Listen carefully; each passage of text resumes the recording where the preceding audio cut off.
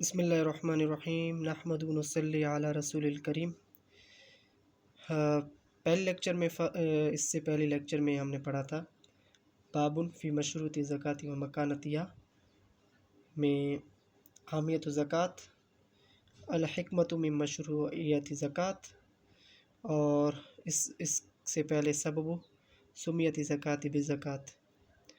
تو باب تو سیم ہی ہے، وہی ہے بابن فی مشروط زکوٰۃ و مکانتیہ۔ اس کا لیکچر 2 ہے۔ جس نے وہ پہلا لیکچر نہیں دیکھا وہ دیکھ لے، کیونکہ اس میں بہت ساری چیزیں بیان کی گئی تھیں جو آگے فائدہ دیں گی۔ تو اس میں پڑھتے ہیں حق اس میں پہلے ہم نے سبب تسمیۃ الزکوٰۃ بالزکوٰۃ ابھی تک نہیں پڑھا، ٹھیک ہے، یہ پڑھتے ہیں۔ وقد سماہ اللہ بالزکوٰۃ لأنها تزکی النفس والمال فهي لیست غرامۃ ولا ضریبۃ تنقص المال وتضر صاحبہ۔ البتہ اللہ تعالیٰ نے نام دیا ہے زکوٰۃ کا،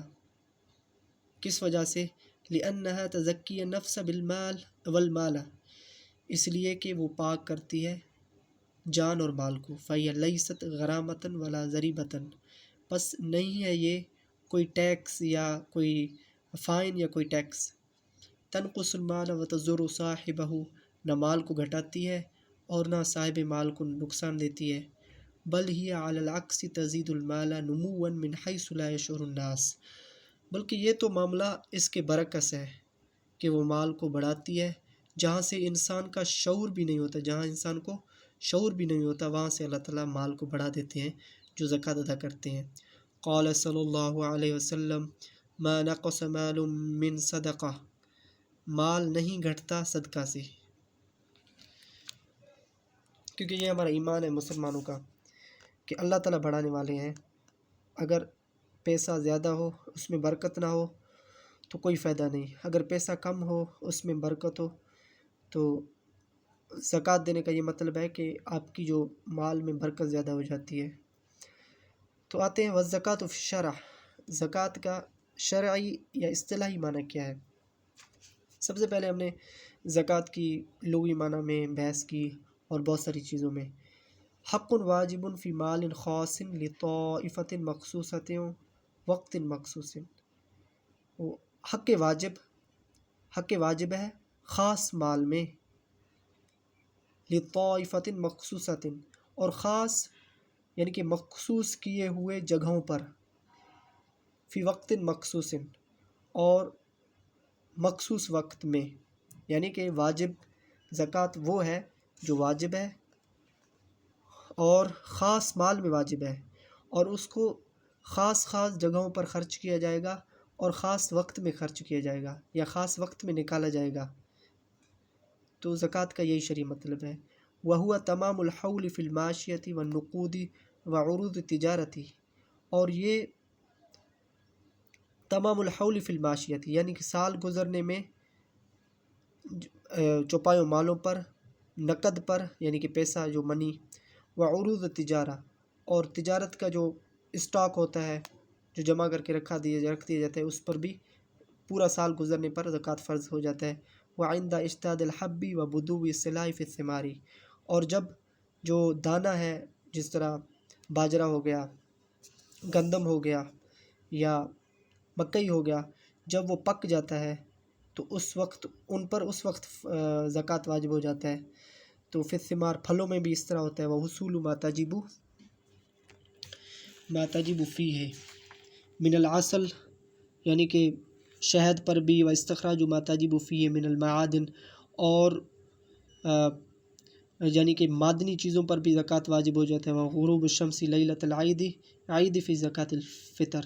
اور زکوٰۃ فطر میں بھی ایک قسم کا ایک زکوٰۃ ہوتا ہے جو فطرانہ کے طور پر ہم دیتے ہیں۔ تو یہ چیزیں تھیں جو پہلے بھی بیان کر چکا ہوں، جو باب ہے آگے جس میں معدنی چیزیں ہوتی ہیں پھل وغیرہ پر، تو وہ میں ریکارڈ کر چکا ہوں اس سے پہلے۔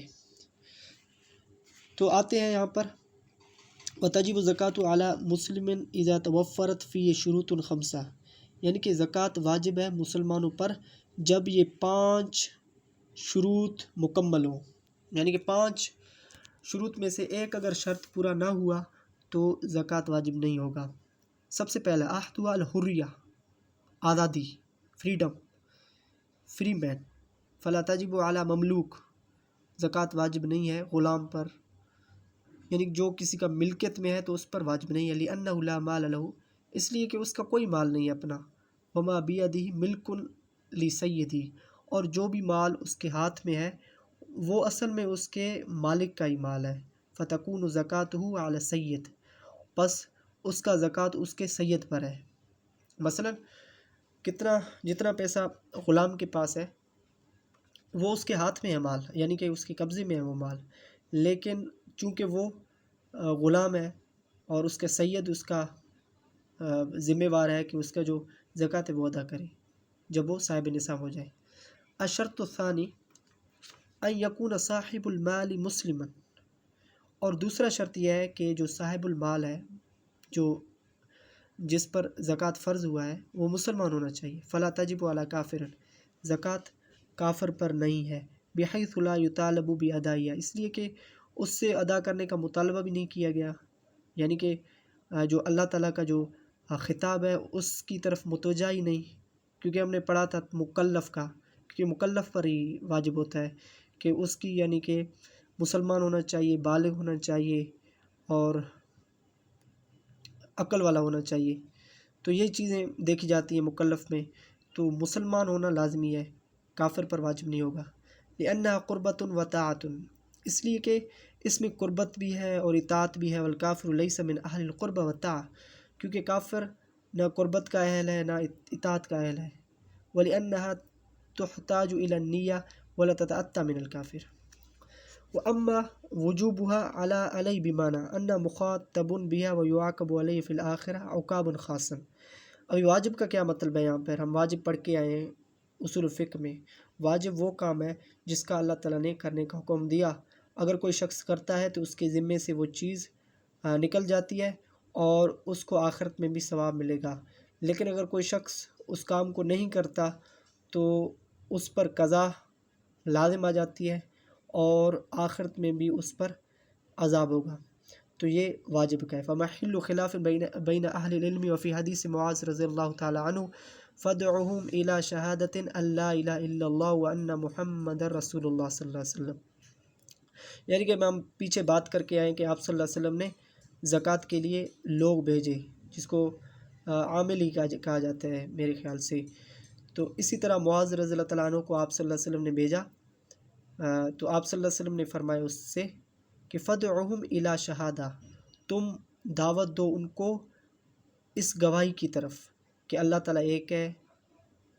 اللہ کے سوا کوئی معبود نہیں، اور محمد صلی اللہ علیہ وسلم اللہ کے رسول ہے۔ اگر کوئی مسلمان ہو جاتا ہے تو پھر ثم ذکر الصلاۃ، پھر نماز کا تذکرہ کرنا، ثم قال فإنہم اطاعوک فاعلموا ان اللہ افترض علیہم صدقہ، پھر اگر وہ اطاعت کریں تمہاری، یعنی کہ وہ اللہ کی اطاعت کریں اور امیر کی اطاعت کریں، تو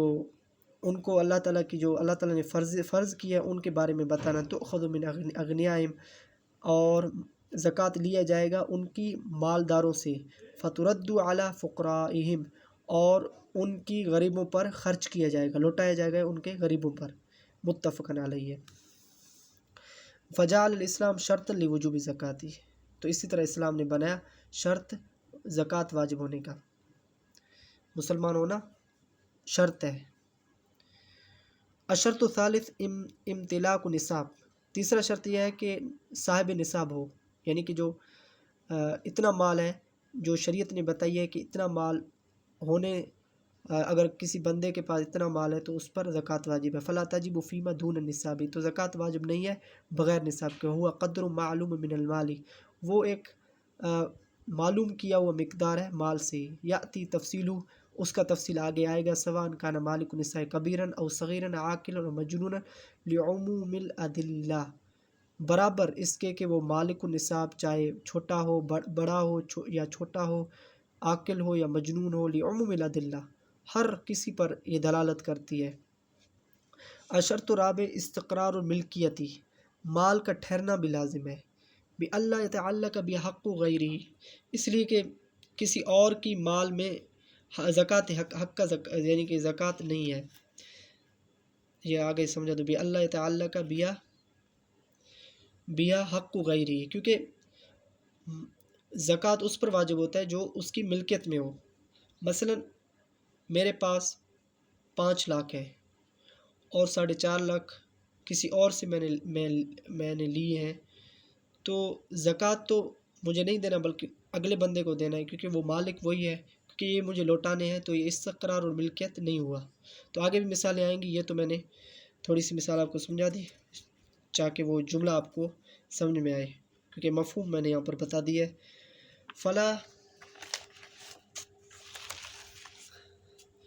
فلا زکوٰۃ فی مال لم تستقر ملکیتہ،